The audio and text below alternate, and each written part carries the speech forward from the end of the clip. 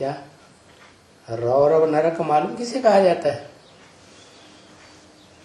जैसे कोई नाली होती है ना, गंदी बदबू निकलती है, उसमें ढेर के ढेर कीड़े बिजाते रहते हैं। और वो कीड़े क्या करते हैं? एक कीड़ा दूसरे को काटेगा, दूसरा तीसरे को काटेगा, तीसरा चौथे को काटेगा। ये काटने का काम चलता रहता है। क्या?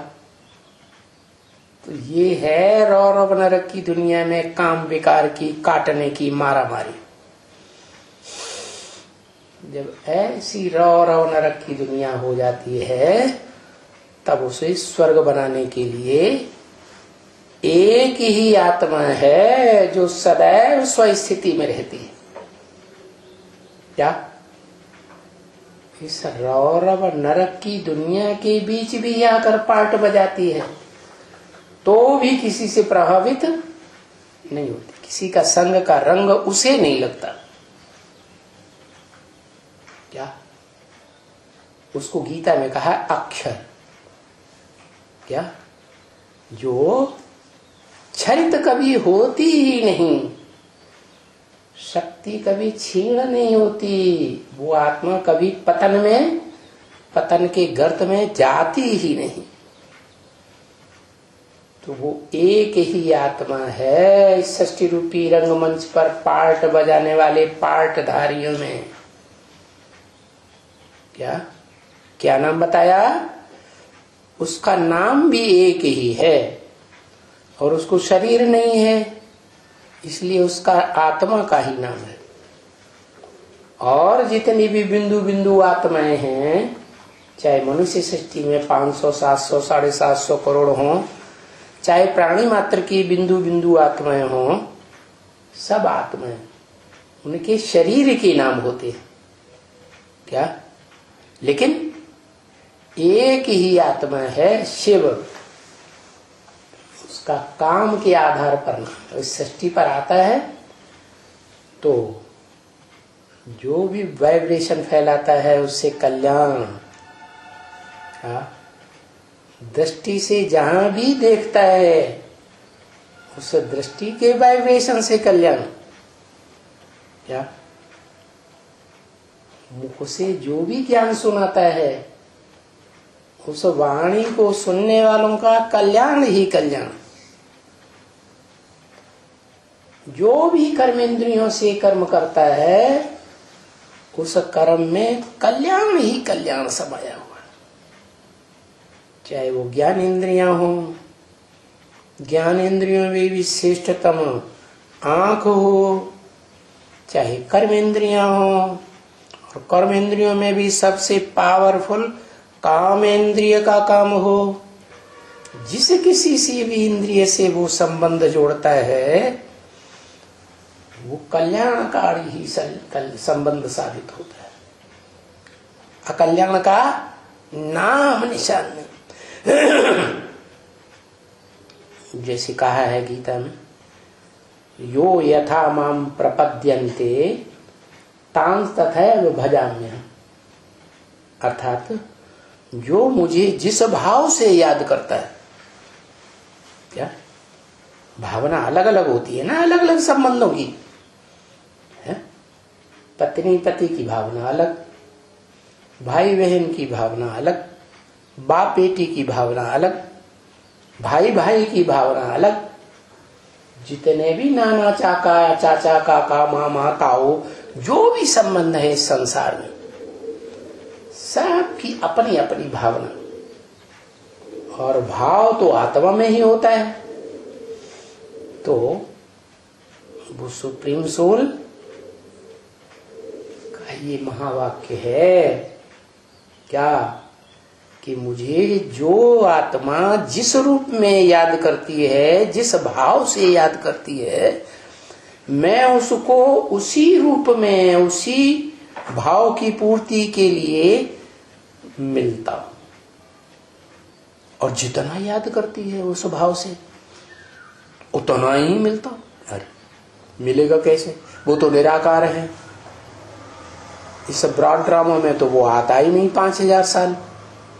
वो तो सिर्फ जैसे और धर्म पिताएं 100 साल के अंदर अपना धर्म स्थापन करते हैं, वो भी 100 साल के अंदर अपना धर्म स्थापन करके चला जाता। अपना धर्म माने स्वधर्म, स्व माने आत्मा, आत्मा का धर्म। क्या? पर धर्म नहीं, पर है प्रकृति, 5 तत्वों का संघात, 5 भूत है ना, पंचभूत, पृथ्वी जल वायु अग्नि आकाश। तो उसमें तो भौतिकवाद का नाम ही निशान नहीं। वो उस दुनिया के बड़े से बड़े भौतिकवादी में प्रवेश करता है, जो सृष्टि के अंत काल में इतना बड़ा भौतिकवादी बनता है कि जो पंचभूतों का काम है, तामसी बनते हैं तो सारी दुनिया का विनाश कर देते हैं। ऐसे ही वो दुनिया का बड़े से बड़ा भौतिकवादी, जो आज के वैज्ञानिक कहे जाते हैं, एटम बम बनाने वाले, वो बड़े भौतिकवादी कहे जाते हैं। लेकिन उनमें भी वो ताकत नहीं है कि अपनी ही बनाए हुए एटॉमिक एनर्जी को विस्फोट कर सके।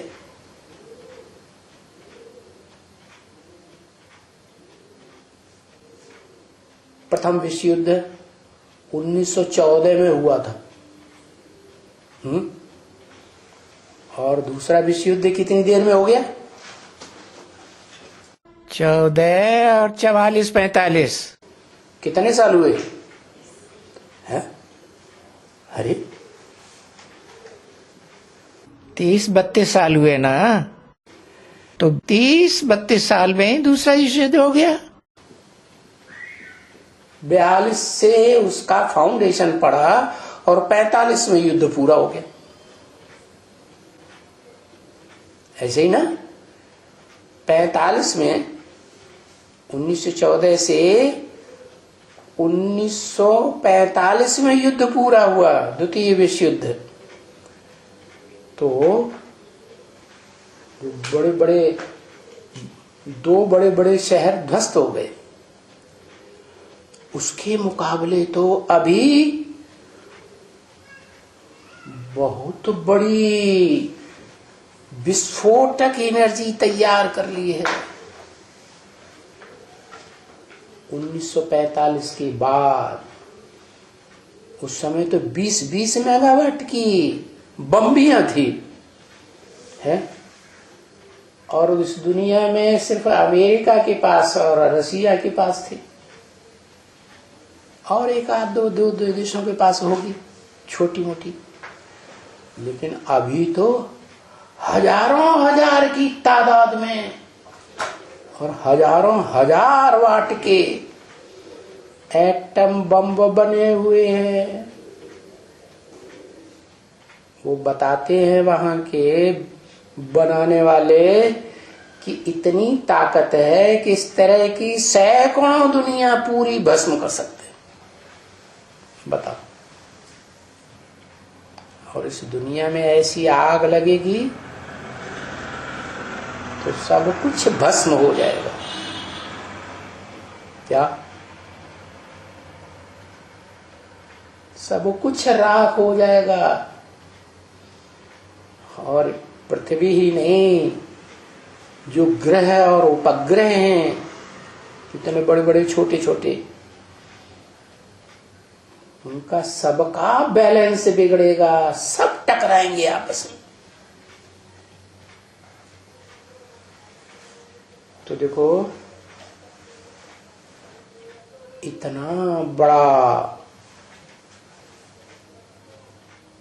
ध्वंसकारी आत्मा बन जाती है। कौन है? कौन बन जाती है? शंकर, आदम, एडम, अर्जुन।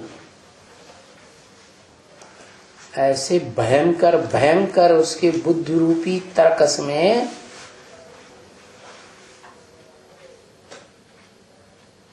आग्नेयास्त्र भरे हुए हैं,